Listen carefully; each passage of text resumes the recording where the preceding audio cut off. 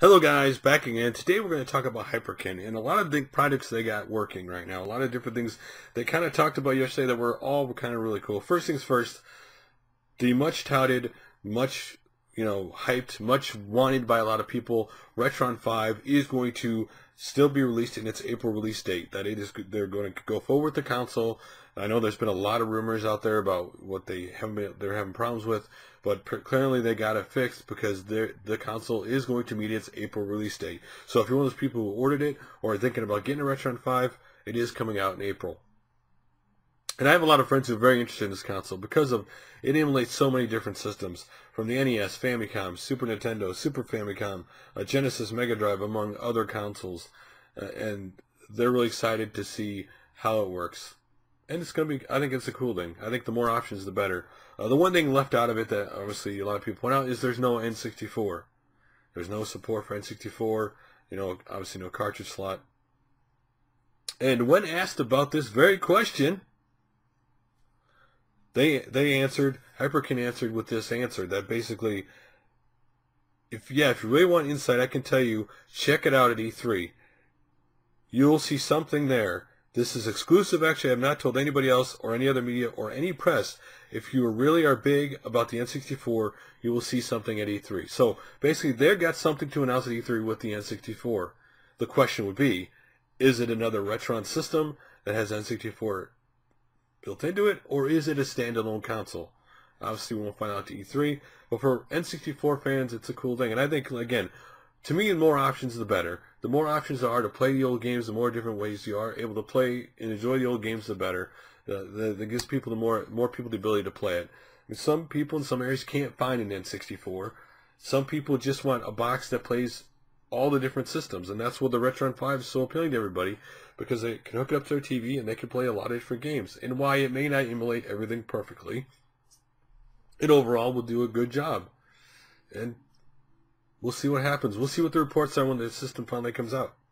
But not only was there announcement of N64, and me, I like to have the original consoles, but at the same time, like say the original consoles are down here out in obviously what we call basement land in my house. In my house, we call this basement land. As my wife says, I go down to basement land and I get lost down to basement land. But upstairs, I don't have retro consoles up there, and it'd be kind of cool to have something like a Retron 5 hooked up to the TV, and anytime I want to play up there, I can play a game or whatever console I wanted. But the other cool announcement they hinted at, a project they're working on, something that a lot of people have quite frankly ignored, is they stated they are working on another interesting concept, which is bringing retro computer support to the lineup. They stated that they are working on a standalone device that would be compatible with DOS and Commodore 64 titles, with the possibility of Atari 2600 to the mix. This would come complete with a monitor, a keyboard, and a mouse, essentially bringing a retro computer system to the modern era. Now, this does make sense in a lot of ways. I mean, yes, you got places like Good Old Games that do, obviously take old computer games and make them run on current computers. They don't have every title. And while I love the original box art and, the original games, I also don't want to go the hassle of, yes, there are DOS box and stuff, but you have to do a lot of tweaking to make the games work. If there was just a standalone retro computer that would simply know what they are and make them work, that'd be awesome. So, and honestly, listen, this wouldn't cost nearly as much as a new computer, because since these are old retro computers, you wouldn't need a lot of RAM. You wouldn't necessarily need a lot of, obviously up-to-date current state-of-the-art technology. So that would lower the price of this unit. I don't know what kind of monitor they would use, obviously. And the other thing is, how far back are they going? Like how far back are they going, and how up to what date are they going? Currently, like how far back are they going? Are they, what year is this console going to start to cover, and then what year is it going to end?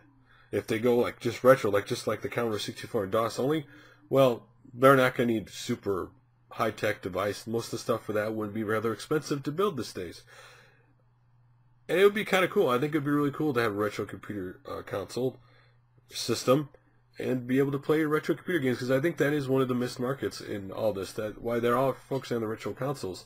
to be able to go back and play those, original masterpiece computer games, especially someone for me who, obviously played computer games in the mid-'80s, when I got to play like King's Quest and Black Cauldron, when I played, the Ring Commander 3 when it originally came out and stuff like that, it'd be kind of cool to be able to play those really old school computer games again.